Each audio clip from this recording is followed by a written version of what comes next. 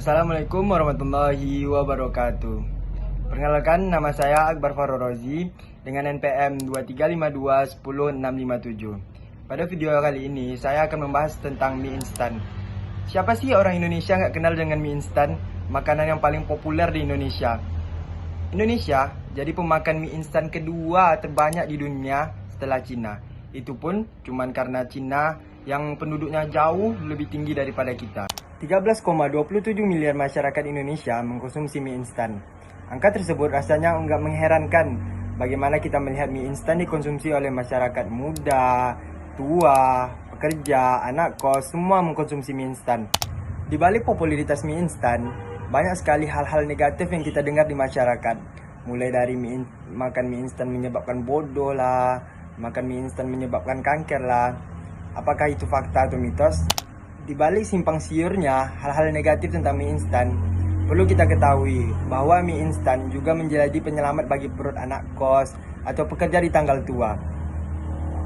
Dan juga menjadi penyelamat bagi korban bencana alam atau konflik. Seperti yang kita lihat sekarang, betapa banyak pemerintah kita mengirimkan sembako berupa mie instan kepada korban konflik yang saat ini ada di Palestina. Mungkin banyak dari kita yang bertanya asal muasal mie instan. Siapa sih yang menciptakan mie instan? Untuk menjawab pertanyaan ini, mari kita tarik ulur dulu sejarah. Bagaimana Jepang kalah di Perang Dunia Kedua sebagai sebuah negara. Jepang hancur sebagai sebuah negara setelah peristiwa bom Hiroshima dan Nagasaki. Apa akibatnya? Akibat peristiwa bom Hiroshima dan Nagasaki, bencana kelaparan ada di mana-mana, orang sakit ada di mana-mana. Singkat cerita, akibat bencana kelaparan yang ditanggung oleh Jepang, Amerika memutuskan untuk mengirim pasokan pangan ke Jepang, yakni berupa gandum dan tepung. Gandum dan tepung yang dikirimkan oleh Amerika tersebut jumlahnya sangat banyak.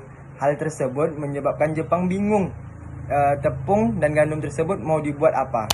Hal inilah yang nge-trigger seorang pengusaha dari Jepang, yakni namanya Momofuku Ando, semoga saya tidak salah sebut ya, Momofuku Ando, untuk menciptain makanan dari tepung dan gandum yang melimpah tersebut. Dalam pikiran si Ando, inovasi yang harus dibuatnya ini makanan yang simpel, gak ribet, tapi tetap enak untuk dimakan. Setelah beberapa kali percobaan, Ando pun nge-stuck. Tanpa disengaja, ia menemukan inspirasi dari makanan yang ia cari selama ini, yaitu ketika istrinya sedang memasak tempura. Wah, kata si Ando, ternyata makanan yang kenyal kalau digoreng akan kering dan awet. Dan kalau dikasih air lagi, bakal kenyal lagi. Apalagi kalau ditambahin bumbu, bakal enak sih, itu kata si Ando. Singkat cerita, jadilah ramen atau mie instan pertama di dunia pada tahun 1958. Ini namakan chicken ramen. Inovasi Ando pun sukses di pasaran. Yang awal mulanya mie instan yang dibuatnya ini hanya dipasarkan di Cina, Jepang, atau daerah sekitarnya, mulai dipasarkan di Amerika, Eropa, dan lain sebagainya. Di Indonesia sendiri pun ada berbagai banyak merek mie instan, mulai dari Indomie, Sarimi, mie sukses, mie sedap, dan masih banyak lagi. Mungkin kita bertanya-tanya, dari 13,27 miliar masyarakat Indonesia yang konsumsi mie instan, berapa sih kekayaan perusahaan mie instan tersebut? Kita ambil satu merek aja, yakni Indomie. Produk Indomie sangat digemari dan dipopulari oleh masyarakat Indonesia. Bagaimana enggak? Rasanya yang enak, murah, itu menyebabkan Indomie sangat digemari oleh masyarakat Indonesia. Akan tetapi, belakangan ini kita heboh dengan harga Indomie yang dikabarkan akan naik 3 kali lipat. Namun, di balik kepopuleran produk Indomie tersebut, ada perusahaan yang memproduksi produk Indomie, yakni Indofood CBP, di mana diketahui Indofood CBP ini memiliki kapitalisasi pasar sebesar 103 triliun rupiah dan mencapai keuntungan atau laba bersih sebesar 2,3 triliun rupiah pada tahun 2022. Bahkan, produk Indomie bisa terjual miliaran bungkus per tahunnya. Wow, angka yang menarik bukan?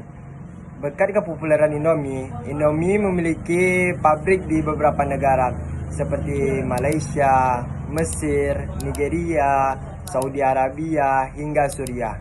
Dan Indomie bisa mengekspor lebih dari 100 negara yang ada di dunia. Mungkin cukup sekian video kita kali ini tentang mie instan. Yang penting kita jangan pernah berkelahi tentang mie instan itu direbus atau digoreng. Cukup sekian dari saya Akbar Farozi, pamit undur diri. Assalamualaikum warahmatullahi wabarakatuh.